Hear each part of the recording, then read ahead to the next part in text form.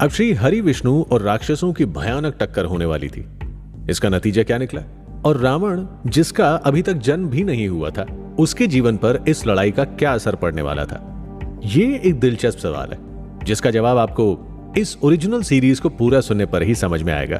तो चलिए कहानी को आगे बढ़ाते हैं। श्री हरि विष्णु राक्षसों के विरोध में देवताओं की मदद कर रहे हैं। ये बात राक्षसों के जासूसों को पता चल गई और जासूसों ने लंका जाकर जैसे ही तीनों राक्षसों को श्री हरि विष्णु की योजना बताई, राक्षसों ने युद्ध का ऐलान कर दिया। फिर कुछ ही समय में देवताओं और राक्षसों की सबसे बड़ी लड़ाई शुरू हो गई। गरुड़ पर सवार होकर खुद नारायण भगवान राक्षसों की ओर निकल पड़े और लंका पहुंचकर राक्षसों को मारना शुरू कर दिया।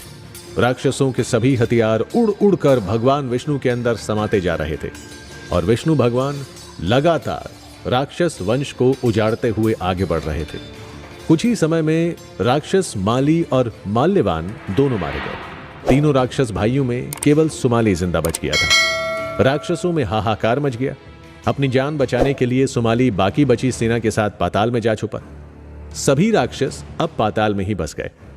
इसे राक्षसों का अंत समझकर देवता, ऋषि मुनि, इंसान और जानवर सभी त्योहार मनाने लगे। चारों ओर श्री हरि विष्णु की जय जयकार गूंजने लगी।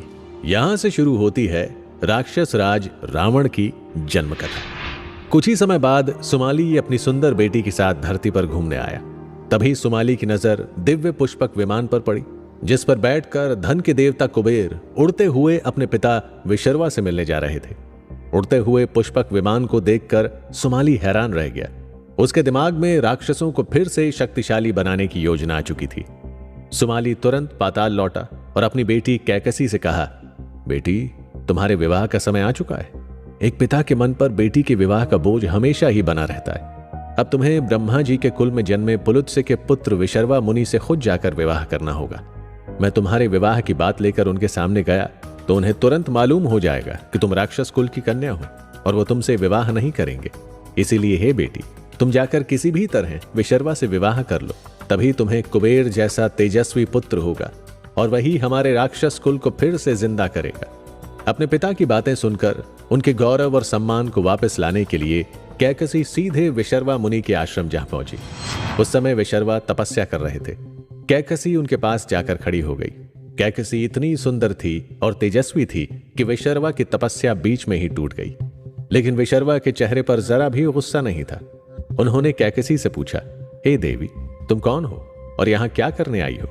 तब कैकसी बोली, महाराज, मेरे यहां आने की वजह तो आप अपनी तपस्या से भी जान सकते हैं, लेकिन फिर भी मैं आपको बता दूं कि मैं यहां अपने पिता के कहने पर आई हूं और मेरा नाम कैकसी है। उसके बाद विशर्वा ने अपनी आंखें मूंद लीं और अपने तप के बल से सब जान लिया। विशर्वा ने फिर कहा, हे देवी, मुझसे पुत्र की चाह में तुम यहां तक चली आई, पर इस बुरे नक्षत्र में आने की वजह से अब तुम्हारी कोख से बुरे कर्म वाले राक्षस ही पैदा होंगे। यह सुनकर कैकसी दुखी हो गई और बोली, हे धर्मात्मा, मुझे आपसे दुराचारी नहीं बल्कि आपके जैसे सुंदर गुणों वाली संतान चाहिए, इसीलिए मुझ पर कृपा कीजिए। तब विशर्वा ने कैकसी से कहा, तुम्हारी अंतिम संतान बेटा होगा और वो मेरी ही तरह धर्मात्मा होगा। ये कहकर मुनि विशर्वा ने कैकसी को अपना लिया और कुछ ही समय बाद इनकी पहली संतान यानी दशानन रावण का जन्म हुआ। तो क्या रावण राक्षस रूप में ही पैदा हुआ था?